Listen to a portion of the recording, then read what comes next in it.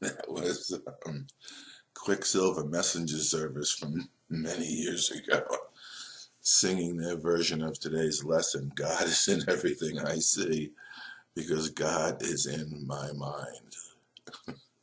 Um, Later on, you're going to make an even more spectacular discovery when you learn that God is actually the mind with which you think. And we're told today that this lesson is the springboard for vision. From this idea, will the world open up before you, and you will look upon it and see in it what you've never seen before, nor will what you saw be even faintly visible to you. Um, so this is one of the lessons, and it's a good indication of the necessity of only having to do these lessons and go through the workbook one time.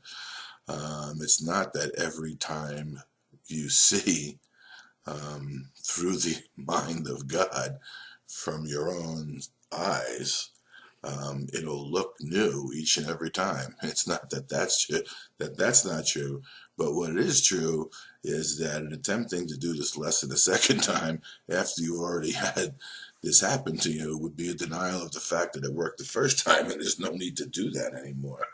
We'll go through this workbook one time, and as it says in the end, you'll be turned over to the Holy Spirit for the individual lessons that we all have coming to us. That the learning that we get, that we glimpse, that we take with us, that we carry with us in our mind as we go through these lessons will be available to us for application when the Holy Spirit brings us those individual lessons, which is why this is why it becomes an individual process of awakening. Each and every one of us has made a world, has made an ego, has made egos for each other, and those particular ideas within us, each one of us, that allow us to think separation is real, and yet upon the undoing of that thinking, we recognize that not only is consciousness, the dream that we call consciousness, one, but the kingdom of heaven is one, and the kingdom of heaven is all around us. It's within us, as above, so below, as within, so without. So today, as he tells us today, and I want to address something in the second paragraph. Today, we are trying to use a new kind of projection. Now, to many Course in Miracles students, the word projection has come to be misunderstood as something that we don't want to do, and in a sense, it becomes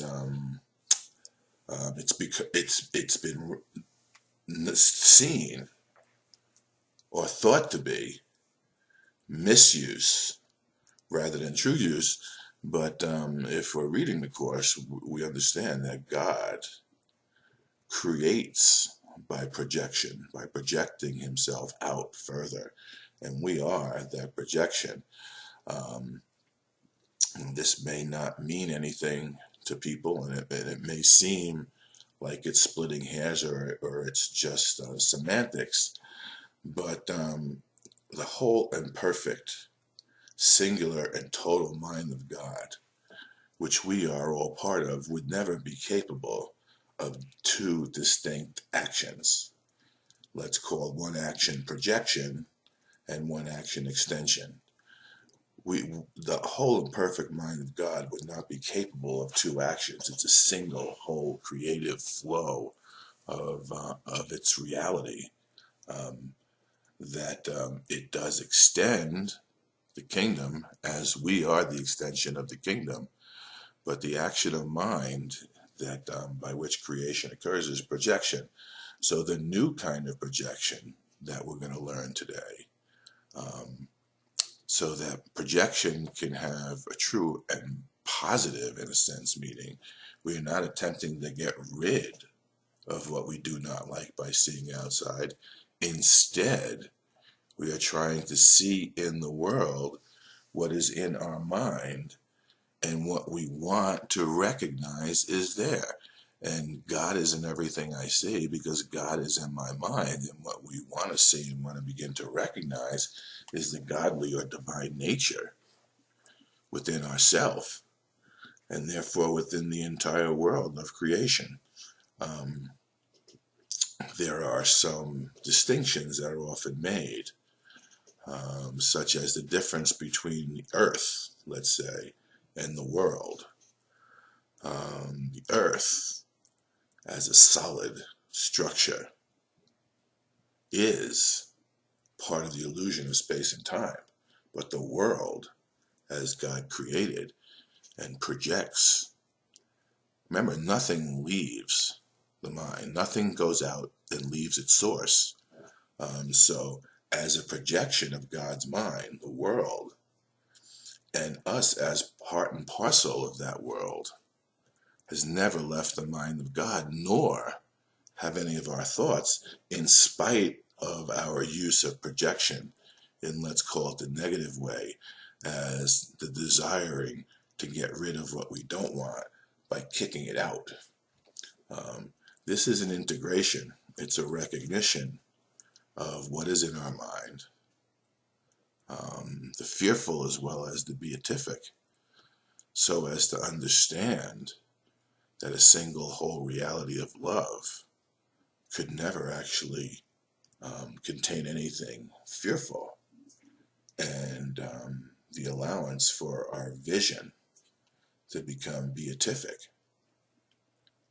to light up everything we see with the beauty of the mind of God, becomes available to us as we pursue lessons in a workbook of A Course in Miracles. Thus, we are trying to join with what we see rather than keep it apart from us.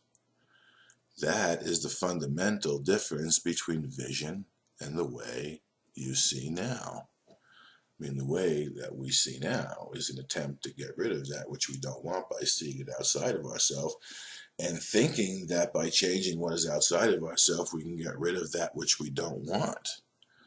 And thinking that by seeing things outside of ourselves, it's not us that has those thoughts, but something other that we can be victim of, rather than the recognition that, the only thing that can victimize us is our own attempt to project what is within us outside of us because we fail to want it.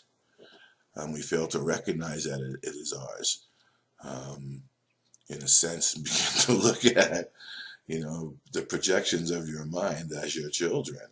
And the availability and the necessity to learn to love your own thoughts. We've been afraid of our thoughts. We've forgotten that which we see outside of us are actually our own thoughts.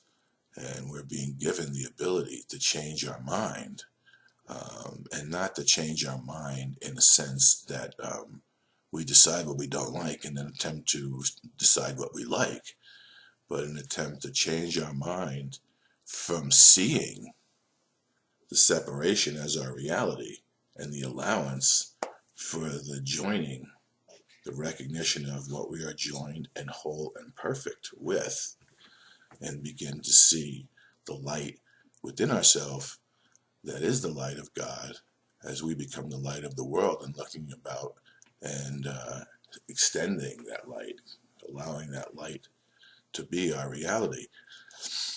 Early on in some of the revelatory episodes at the beginning, for me, the teaching that I was given was as above, so below, as within, so without.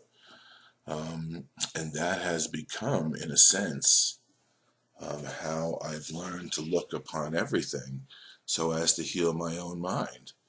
Um, so when we say, for instance, if we look at God as the mind with which I think, if we're seeing and experiencing horrific things, then I'm thinking with the horrific mind of separation, fear, and hatred, and the desire to kill and be killed. And I will get the result of that in my experience. Now, it won't make it real as if it exists in the kingdom, but it certainly will make it real within our experience of ourselves here in space and time. And we don't have to live like that, because that is not life. Life is eternal, meaning death is impossible. And as we're going to read in further on the lesson, it is also infinite. Um, so, today's idea should be applied as often as possible throughout the day. Whenever you have a moment or so, repeat it to yourself slowly. Look about you, look around you, trying to realize that the idea applies to everything you do see now or could see now if it were within the range of your sight. Here comes the unlimited nature of your own whole perfect mind. Real vision is not limited to concepts such as near and far. To help you begin to get used to this idea, try to think of things beyond your present range as well as those you actually can see as you apply today's lesson, and understand there's no difference. There's absolutely no difference. Does that give rise to ideas such as remote viewing? Of course it does. Is remote viewing the goal of A Course in Miracles? Of course not. Does that give rise to clairvoyance and to be able to see the past as well as the future? Of course it does. And as we open our minds, these type of experiences will become available to many of us, not because they are true, but because they may be helpful in the pursuit and the fulfillment of our function. There's an admonition in the text that Jesus says. He says, along the way, as we pursue this, not merely in this year that we've taken to set aside to do the workbook, but remember, at the end of this, it's just the beginning. So along the way, we're going to have many, many, many type of experiences. And what he tells us is only the experiences that are in line with what it is the Course is attempting to teach us about the truth of who we are and our ability to fulfill our function in God's plan should be given any value. And when he says value, it's tantamount to saying they're useful. Eventually, we begin to think of things, all things, as whether it is useful to the fulfillment of our function or if it's not useful. In that sense, if it's useful, therefore valuable, it will stay with us for as long as we require it to be valuable and as long as it's necessary in our pursuit. When it is no longer valuable, therefore no longer useful, it will simply fall away of itself, because your mind can only hold that which you give value to. And you'll begin to recognize, as he says, when we have these major experiences, we recontextualize our understanding of ourself. So in that sense, we make a new self-concept based on the new experiences that we have. But don't stop just because you like the new self-image that you've come to know, because no image of you will be true. No image of you will be satisfying in the end. No self-concept other than you as in a whole perfect idea in the mind of God, as a projection of his reality and the extension of his love. No image will ever be true. You're whole and perfect. You're a child of light. And that may be something that gets published soon. Early on in Jesus' conversation with Helen he tells us she is a child of light. And children of light come together in constellations of light in order to fulfill the function necessary within the plan for salvation. And as that child of light in those constellations, when those constellations have served their purpose, they get rearranged to continue to serve new purposes simply because you're able to within the new recognition of who you are, and with the loss of fear of losing yourself. I mean, everybody's terrified that they're going to lose their mind. Well, that's what the ego wants you to, because if you lose the egoic mind, you'll remember that you're a child of light. And in that freedom, you won't bind yourself to limitation, which is what this is hinting at when he talks about the fact that real vision is not limited to concepts such as near and far. And to help you begin to get used to this idea, try to think of things beyond your present range, beyond that narrow band of visual acuity that you attribute sight to, and which you give reality to that sight because you think, because you see it, and therefore experience it. It is all that there is. I assure you that it's not. We're part of a universe of universes, an eternal, whole, perfect, infinite reality. And that is God, and that is in our mind. And we're learning to utilize that mind as a new way of seeing.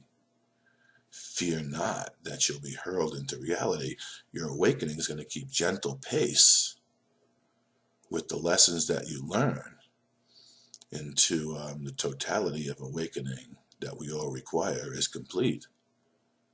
And we are returned to our natural home in the mind of God.